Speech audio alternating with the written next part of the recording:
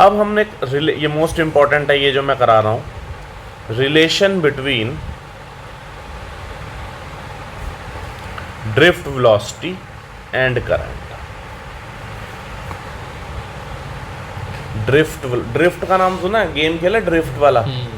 Drift नहीं सुना? Drift speed, जो वो गाड़ी ड्रिफ्ट होती है, चलती थोड़ा है उस डायरेक्शन में, तो इलेक्ट्रॉन भी ड्रिफ्ट स्लिप से मारते हैं। ये याद आया कुछ? तो ये वही वाला ड्रिफ्ट है। ड्रिफ्ट मूवमेंट तो बहुत तेज स्पीड में है, लेकिन ये ड्रिफ्ट करते हैं इलेक्ट्रॉन अपोजिट डायरेक्शन में to the electric field. Electric field की जो डायरेक्शन होगी उसके अपोजिट में इलेक्ट्रॉन का मूवमेंट होगा, याद रखना, याद रहेगा। करंट का डायरेक्शन सेम होती है जितना इलेक्ट्रिक फील्ड का होता है, जो वाला प्लस से नेगेटिव, लेकिन इलेक्ट्रॉन का मूवमेंट कहाँ होता है? नेगेटिव से पॉजिटिव। समझ आ गया? आगे चलो, अब ध्यान से देखना इसको फोकस होके, क्योंकि ये इंपॉर्टेंट है। मान लेता हूँ कोई कंडक्टर है भाई, आपने इसमें जो इलेक्ट्रिक फील्ड दी है वो इधर की साइड दी है, 1 से लेके 2 तक इधर की साइड इलेक्ट्रिक फील्ड लगाई है। एक्सटर्नल इलेक्ट्रिक फील्ड बोलते हैं, ये हमारे हाथ में होती है लगानी, बैटरी से लग जाती है, कोई डरने वाली बात नहीं कि कहाँ से लगाती है, ठीक है। कंडक्टर है, इसमें हमने क्या माना, इसका ये वाला पोर्शन, इसको मैं थोड़ा सा तोड़ देता हूँ, इस पोर्शन को मैं बोल देता हूँ ए बी, दूसरे वाले पोर्शन को मैं बोल देता हूँ सी डी। यहाँ से इलेक्ट्रॉन फ्लो कर रहे होंगे, कहाँ से कहाँ फ्लो कर रहे होंगे? अच्छा ये बताओ। 2 से 1 की, या इस हिस्से की बात करूँ तो ए बी से लेके सी डी से निकल रहे होंगे, क्योंकि इलेक्ट्रिक फील्ड इधर की साइड डायरेक्शन में, तो इलेक्ट्रॉन कहाँ मूव करेंगे? इधर की साइड करेंगे। यही बताया या नहीं समझ में आ रहा? क्योंकि इलेक्ट्रिक फील्ड इधर, इलेक्ट्रॉन इधर को ही मूव करेंगे, ठीक है। तो इधर की साइड आपने मूव कराए। मान लेते हैं कुछ इलेक्ट्रॉन यहाँ से निकले और यहाँ तक पहुँच गए। कहाँ से स्टार्ट हुए? मूवमेंट ऑफ इलेक्ट्रॉन स्टार्ट कहाँ से हुआ? ए बी वाले हिस्से से मान लेते हैं, और एंड कहाँ होगा? सी डी वाले हिस्से पे, है ना, यहाँ पर एंड हो जाएगा। मान लेते हैं कितना टाइम लगा, मैं हिंदी में भी लिख देता हूँ, डी टी टाइम में इसने यहाँ से यहाँ कवर करे इलेक्ट्रॉन। कुछ आइडिया लगा? इलेक्ट्रॉन तो फ्लो कर ही रहे होंगे, कुछ इलेक्ट्रॉन यहाँ से यहाँ तक फ्लो कर ही रहे होंगे। मान लेते हैं कि कितना टाइम लगा, डी टी टाइम लगा, और यहाँ से स्टार्ट हुए और यहाँ तक आगे थे इलेक्ट्रॉन हमारे डी टी टाइम में। समझ रहे हो ना? यहाँ से इस कोने से स्टार्ट हुए मान लो, और यहाँ पर आ गए इलेक्ट्रॉन। कितना समय लगा यहाँ से यहाँ तक आने में? डी टी, ये मैंने बोला। इसमें हम एक टर्म बोलते हैं एन। इसका नाम क्या होता है यहाँ पर? एन में number of electrons per unit volume, इसको बोलते हैं यहाँ पर N, number of electrons per unit volume. Clear है? वॉल्यूम का फॉर्मूला क्या होता है अगर नहीं पता?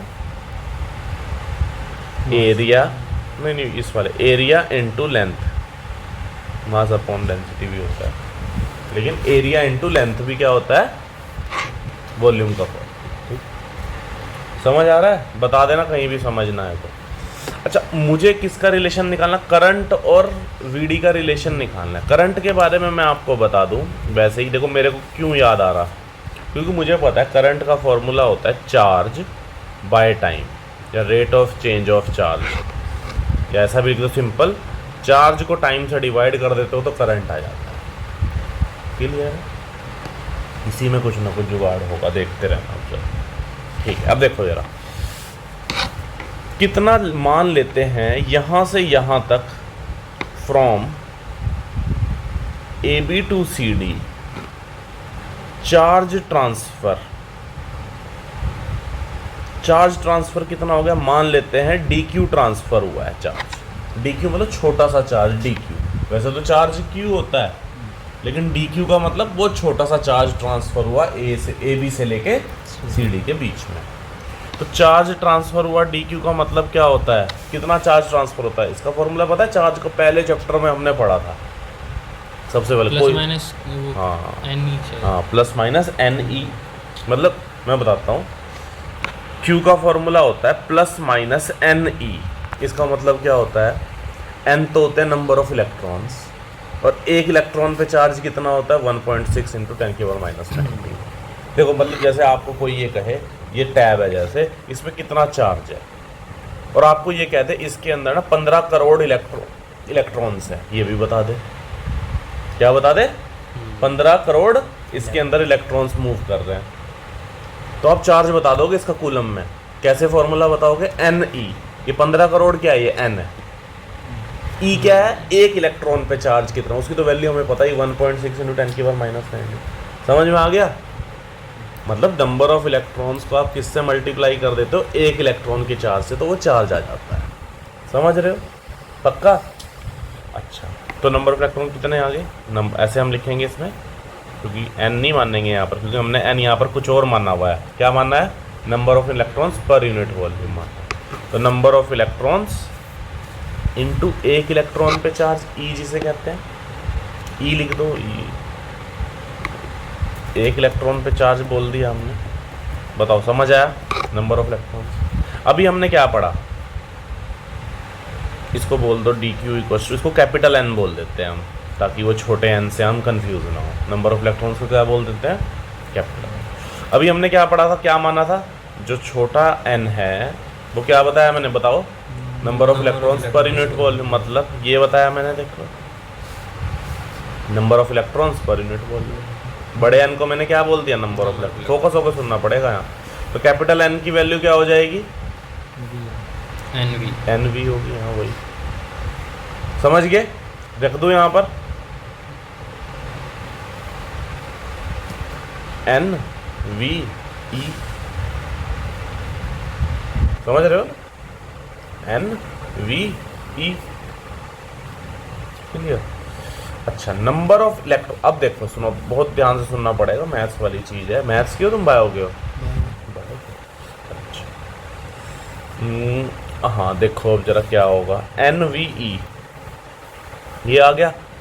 अब देखो इस समय से इसका एरिया क्या मानना हुआ मैंने? एरिया A मान लो। एरिया क्या मान लेंगे हम इसका? A मान लो। एरिया क्या है? A। अब मेन बात है, इस लेंथ की वैल्यू कितनी होएगी? लेंथ, क्योंकि मैं वॉल्यूम चाहिए मेरे को। V क्या है? ये वॉल्यूम ही तो है। ये V क्या है? हाल तो रिकॉर्ड हो रहा, दोबारा सुनते रहोगे तो बहुत बढ़िया समझ आएगा बाद में भी। तो एरिया को लेंथ से मल्टीप्लाई कर देते तो वॉल्यूम आएगा, लेकिन ये लेंथ नहीं पता लग रही। क्या तुमने कुछ फॉर्मूले पढ़े हैं? 5वीं 6वीं तो करी होगी। डिस्टेंस अपॉन इक्वल्स टू क्या होता है? स्पीड होता है। यही होता है। मुझे डिस्टेंस चाहिए, ये वाला है नहीं, डिस्टेंस नहीं चाहिए, क्योंकि एरिया से मल्टीप्लाई करनी मुझे डिस्टेंस की, तभी वॉल्यूम आएगा। तो डिस्टेंस का फॉर्मूला क्या होगा? Speed into time. बताओ जल्दी, समझ आया नहीं आया? छोटी छोटी चीज़ें हैं। तो डिस्टेंस, अब देखो n, इसको क्या लिख दूंगा? एरिया इनटू लेंथ लिख देता हूँ ताकि समझ में आ जाए अच्छे से। Into E equals to dq, छोटा चार्ज n A। लेंथ की वैल्यू क्या लिखूंगा? Speed into time. स्पीड किससे मूव कर रहा है? ड्रिफ्ट वेलोसिटी से। इनटू टाइम, टाइम कितना लगा? dt into E। बताओ समझ में आया नहीं आया? इसे रटो, कितना रट लोगे? अच्छा एक बात बताओ, कितना रट लोगे फिजिक्स में? कहाँ तक इतनी बुद्धि थोड़ा है, समझ के करना पड़ता है। मैंने कहाँ रटा हुआ है? आइडिया लगा रखा कि चार्ज से मैं निकाल लूंगा कुछ ना कुछ करके। तुम्हें भी ऐसे ही सीखना पड़ेगा, नहीं तो भूल जाओगे। मतलब पता होना चाहिए कि अगला स्टेप कैसे आया। आप इसको रट नहीं सकते, ये तो मैं तुम्हें बता दूँ। हाँ, अगला आपको याद नहीं आ रहा वो अलग बात है। मतलब आप इसको ये नहीं कर सकते ये स्टेप अगला कैसे आया और आपने रट लिया, नहीं होगा पेपर में फिर। इसीलिए ट्यूशन पढ़ते हैं कि अगला स्टेप हमें पता होना चाहिए कि कैसे आएगा। चलो देखो dt। अब ये इस dt को मैं इसके नीचे कर दूं। देखो इस dt को मैं dq के नीचे करूँ तो क्या बचा? NAVD into E। समझ रहे हो या नहीं समझ रहे हो? इस dq बाई dt को क्या लिख सकते हैं? करंट। dq बाई dt को करंट लिख सकते हैं। चार्ज अपॉन टाइम क्या होता है? करंट होता है। तो इसको क्या लिख दोगे? करंट। तो इसको क्या लिख देते हैं हम? वीना के नाम से याद रखते हैं, वीना। ताकि याद भी रहेगा हमेशा। रहेगा नहीं याद, अब है तो वही चीज़, बस v को इधर लिख दिया, e को इधर लिख दिया, n को इधर। चाहे 4 को 2 से मल्टीप्लाई करो, चाहे 2 की 4 से आएगा तो 8 ही, चाहे इधर लिख दो, जो मल्टीप्लाई में है सबके सब। इतना तो आता होगा। तो ये वीना के नाम से तो याद रहेगा अब, है नहीं? तो याद भी रहेगा। याद नहीं रहता ना, ये बहुत सारे ई एन उन बहुत छोटे एन कहीं बड़े एन ये आते रहते हैं बार बार, तो आदमी कंफ्यूज होता है। अब नहीं भूल लोगे। छोटा एन याद फिर रखना, नंबर